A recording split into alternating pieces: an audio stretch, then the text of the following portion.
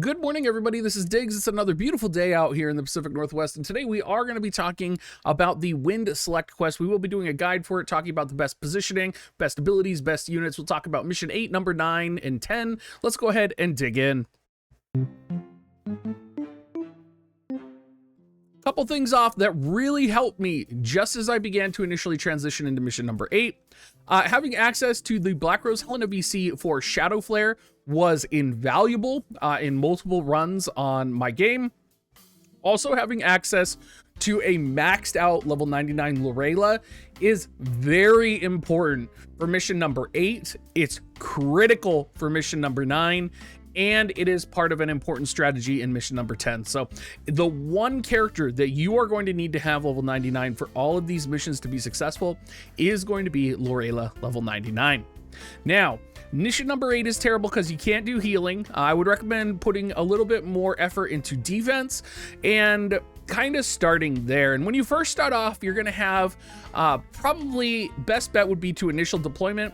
You're going to want to run Sosha and Loreila, and you want to run Sosha sub ranger, and you're going to want to eventually kind of pre-position them right in here. Now, the reason you want to pre-position them in here is because once you kill 3 enemies, there are going to be enemies that pop up here on this bridge. It's not too scary. The enemies that are scary, though, are going to be the Energists, and there is an Energist that spawns up here, and it's going to be important that you kill them with Loreila and Sosha. You don't have to worry too much about the other units, but that Energist can ruin your entire run and can one-shot multiple units in your composition. How I started this out is I had Loreila and I had Sosha over here. I buffed them up. You kind of have 2 approaches with this. You can either buff your composition. So for example, you can prepare to take a hit. And I find that can be pretty difficult. Sometimes the Energist can just outright kill Helena if you have her over here. You might want to try and position her into like position 3 or something.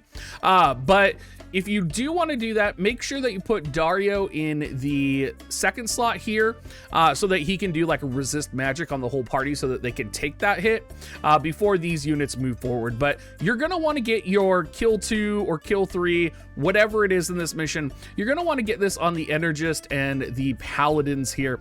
And again, that Energist is the scary unit in this composition. If you can take this Energist out, you will be successful. Same with sniping the other Energist. It's just a matter of dealing with what you've dealt with before, right? Slash attacks, some light missile fire. That's about it. So take out this Energist, take out, if you can, Imperil is very effective from Helena. You could also use like Taunting Spell or Taunting Blade from Dario. You could potentially put Grace in here, sub Spellblade, and have her use Taunting Spell as well. There's a lot of different options, but executing and surviving kind of the first onslaught or being offensive and taking on the Energist first before they attack is probably the best strategy that's going to work for you. A lot of this mission is about the first 2 turns, dealing with the Energist and getting ready to pre-position to take out this Energist down here. Once you take out the Energist up here, it's just mop and clean up, right? You're just taking them out. You can hit this sniper. This, assassin's going to move up. Once you kill 3 enemies, though, phase 2 is going to start. Phase 2 is going to spawn these enemies down here. You'll most likely still have this sniper up here and this assassin up here. How I dealt with this was I just had Sosha and Loreila start taking pot shots with sharpshoot and with the other abilities that they have that are ranged to take out this Energist. I think I actually did Barrage, and I might have actually been able to kill this archer in 1 hit from Loreila. I can't remember, but I do remember that I just kind of unloaded over here while these 3 were dealing with what was left over here. I did run into a situation where my Dario was extremely low HP, and I was about to lose because you can't heal and you can't have a unit KO'd basically if you want to get the full reward. And I actually had the Typhon evocation, and this is the first of 2 times where Typhon saved me in my run. And Typhon, if you have him, I would encourage you to set him as an Esper. I recognize he's a limited time Esper and not everybody has him, but he does have access to stun when you do use him as an evocation, and that saved me twice in my win select quest run, and I think it was important enough to mention in this video. Transition to mission number 9, though, I would say mission number 9 is the hardest mission out of all of them because it's, you know, 1, you're limited to have 4 units to clear this if you want to get all the rewards. 2, there is 3 separate phases. One of the phases in phase 2 is basically managing an ad the entire time. The 3rd phase spawns Victoria, who can murder your units because she's ice element, right? So Victoria can just destroy you if you don't kill her in time. So there is a lot going on here that is just designed to kill you. Probably the biggest thing that helped me here was actually the downtime vision card and also the Black Rose Helena vision card. If I did not have the Black Rose Helena vision card for Shadow Flare, I would not have been able to AoE down Victoria without dying. So you'll see, just because of the positioning and stuff, we're going to be very aware of our positioning in this fight, and I'm going to take it step by step for you. Now, I did take Loreila, Dario, Kadia, and Helena in this composition. Helena is by far the most squishy. She will pretty much die to anything. I just really kept her back of line, and when she attacks, her spell power, though, is so high that when she attacks, she's going to kill something. So a lot of this mission is going to be managing enemies, managing kill times and cast times, and executing kind of flawlessly as you're transitioning through. Loreila has to have Shadowbind and has to have Poison Arrow. I'm sure there's another way to beat this stage without Loreila. However, Loreila just makes it much easier, and it is like, it would be a pain in the ass to do this without Loreila, if I'm honest. Downtime, I would say, is essential. Making sure that you're able to heal the party is pretty important. Definitely initial placement your units. So you see here how I place them in a very specific cross formation. Again, that's because Dario is going to use his magic attack resistance buff, which is what I'm going to have him use. And these 3 units, Engelbert, Liarte, and Ramu, they're all going to move forward in the first phase. And they're going to hit you. Ramu is going to hit you with his, you know, giant ass spell. There's basically nothing you can do about this. What's important with Dario, once they all move forward, is that Dario gets a hit on Ramu with Silence Blade. And Silence Blade is going to be able to land almost 100%, and it will basically render Ramu immune to anything except auto attacks.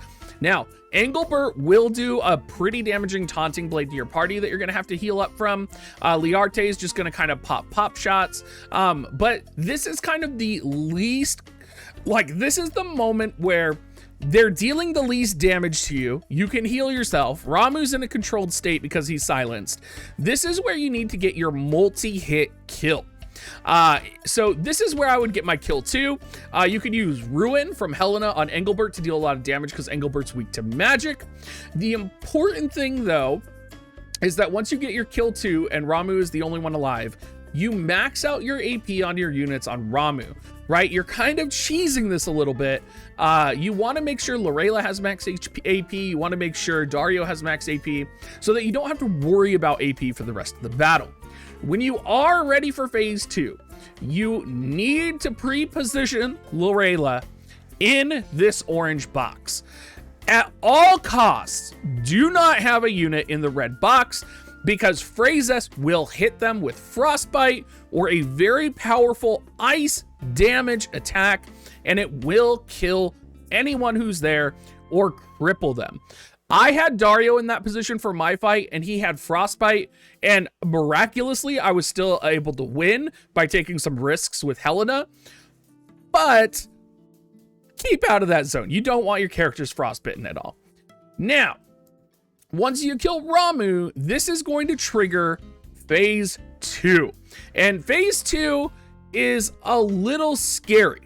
Before you start with phase 2, if you could get Loreila here and pre-position your party out here, this would be ideal, I would think. Now, you're in a situation where we are not going to kill Frysess. You cannot just run forward and kill Frysess with your party. You could because he's weak to magic, but you're going to sustain a lot of damage. Instead, what we're going to do is we're going to utilize Loreila to control Frysess's position. First with Shadowbind to bind Frysess. Loreila will be out of range of attack from Frysess, and Frysess will be bound and can't do anything. Now, the rest of the party, pre-positioned on the green, needs to take out Kilfei and Lucia. Doesn't matter which one you take out first. But what you don't want to do is have them both attack your party at the same time. Focus one, then focus the other. This phase should be really easy. If your Loreila gets a second turn, pop a poison arrow onto Frysess to slowly drain his HP, and then move Loreila up into this range 2 height or range height 2 area for the final phase. Once you kill Kilfei and Lucia, who will basically just AoE your party, that's when the most dangerous phase happens, and probably the hardest phase, which is phase 3. Now, this spawns Victoria, it spawns Delusa, and it spawns whoever that other fire-ass dude is down there in the lower left-hand corner. Can't remember his name right now. But it's important to know you are still controlling Frysess with your Loreila. So you can probably have Loreila pop off a barrage here, which is what I did, to weaken all of them.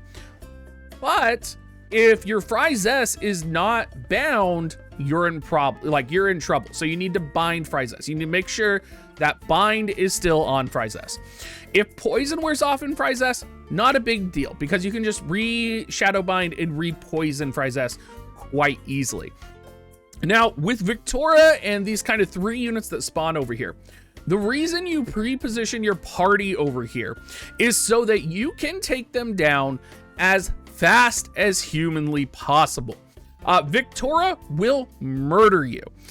Dragon Dive will murder you. If there is an enemy to focus on here, it is Victoria. And this is where Shadow Flare really helped me out, because what happened was I had mentioned that my Dario had gotten frostbitten because he was in the danger zone. I didn't have the AP to kill Victoria. And so what happened is my Victoria jumped and killed my Helena because she was still alive. And my Helena re-raised, and it was Victoria and Frysess left. And, you know, it was Helena's turn, and Helena didn't have time to cast a spell, but Helena could Shadow Flare and kill Victoria. So really important to have those instant cast spells, particularly with Helena, since she's kind of a higher damage nuker than Kadia. But yeah, if you're coming in here and you have the opportunity to cast a spell, I would initially cast Imperil to hit both of these targets here. If you're close enough to get a Shadow Flare on all 3 targets, good on you. If you can get a Barrage from Loreila, even better, because the Barrage basically murdered the 2 units that were not Victoria for me. But just spread your units out. Victoria's gonna Dragon Dive just in case. And again, Helena is your most squishy unit. So if you have any form of re-raise TMR like Zombie Ryryus that you can put on her, make sure to put it on her and cast it in the beginning of the fight, because you may end up in a situation like I did where your Helena's gonna die and re-raise and you have to survive. Now, once you're done with all that, once you've killed Victoria, you just continue to Shadowbind Frysess and you just poison him to death with Poison Arrow. And you just wait. You don't try to rush him down with your units. You don't try to run your units in there. You just bind him and poison him to death. And that is how you get through mission number 9. And mission number 9 is most definitely the most brutal of all the missions. Mission number 10. Now, mission number 10 was interesting because I did it without Mia. And the only reason I was able to do it without Mia is because I had Typhon. And I actually think that Sosha is pretty useless in this fight. And so I did bring Sosha in my initial clear, but I would actually trade Sosha out with Mia. Another important note here is you want to make sure that to get that elemental chain, every single unit on mission 10 has access to a wind element attack. Really important to have Kadia sub Spellblade here. A lot of people would probably take Kadia as healer. Helena can heal. Kadia can use Cure from Green Mage sub. Dario has a self-heal. This fight is not about healing. It's about kind of getting and planning and having things done in a neat, ordered fashion. Loreila must have Bells on, must have Revitalize. You're going to kind of be in a situation where positioning is important. I noticed a lot of people were struggling with getting the 3 kills at the same time, so I'm going to show you guys how to do that. And let's go ahead and start. Oh, also, Shiva is going to spawn in the final phase. That's where you're going to get your Chain 5. Shiva does have AoE stop, so I did put ribbon on all of my units. If you do not have access to ribbon, if you have access to Typhon, bring Typhon instead. But no matter what, bring Silence Blade from Dario, because Dario can Silence Blade Shiva. It's very important to pre-position Dario so that Shiva is silenced immediately. Typhon is a good fallback, and I'll talk about that here in a second. It's also important to note that Esuna will remove all the bad buff effects from Malboros. You can also bring Ayaka's TMR, buff your party to resist the status ailments of the Malboros as well. So the Malboros we're kind of going to control with Loreila. So you see on this map here, I have 2 positions here. I have the primary position, which says position, and then I have Squishy in the back here. So Helena, Loreila, and Mia stay back here. They stay in Squishy. Helena, you kind of maybe want to position up here. Actually, I would position Helena in the center up here. And then I would position Dario in position 1 and just not move him.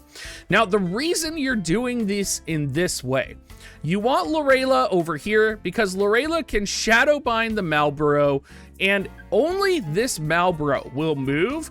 This other Malboro will not move for a long time. So you shadow bind this Malboro, and then you slowly pick him off with Loreila. Loreila's job is very similar to Fry's, where Loreila's job is to manage the Malboros. You plant Loreila there, all Loreila does is manage the Malboros. She kills one Malboro, the other Malboro is triggered, she shadow binds that one, and then she kills it. That is Loreila's purpose. She goes nowhere else. Now, if you position Helena up here and Dario up here, these cactars will actually move into an L-shaped formation right here. It might be right here, but it'll be somewhere in here like this. What you want to do is you want to use Dario's Taunting Blade, and then you want to use Helena's Imperil. Potentially, if Helena moves first, her Imperil can one-shot all of the cactars, but that's how you get the Kill 3 achievement. You get it done on the cactars, and I don't know if it has to do with like the specific positioning that I did here, but moving your units into this spot is what is into that like upper spot right here is going to be what will make them line up for your triple kill. Now, once you have kind of the cactars dead and the Malboros kind of on the edge, you're going to pop the second wave. And the second wave is going to be Nasha, Sergei, and Curry. What you're going to do is you're going to ignore Curry. We don't care about him. You're going to focus Sergei, and you're going to take a hit from Nasha. Nasha is going to be kind of like Engelbert, where she's going to pop like a Taunting Blade right away, and it'll deal a significant amount of damage. You will have to heal from it. Sergei, kill him before he actually does anything to you. And then you're going to slowly pick down Nasha, and just like you did with Ramu, right, you're going to build your AP on Curry, and you're going to pre-position up here in the north for the third Shiva phase. Now, it's important to note, when these 3 spawn, you are likely still going to have a Malboro down here that Loreila is dealing with. Just let her deal with it. Maybe move her up a little bit while she's kind of plinking it down, but you are going to be dealing with that Malboro still. Don't get greedy, don't move her up, don't try and send another unit down there to help. Just let Loreila handle it. Now, once you are ready to kill Curry and you are pre-positioned up here, you kill Curry and the final phase starts. And the final phase is easy, but there's some very specific things you need to do. The healers here are not your top priority. the top priority is silencing Shiva because she has access to AoE stop. And it's just like when you fought Ramu, you silence Shiva, you silence Ramu. Literally all she's going to do is auto attack. After that, you pick off the healers and you make sure Shiva's still silenced, and then you kind of line it up, look at your attack order, and then you try to get your wind element chain of 5, right?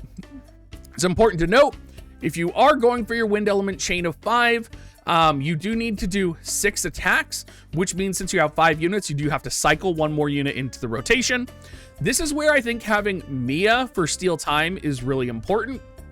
What happened to me is I was setting up to do my chain 5 and silence wore off.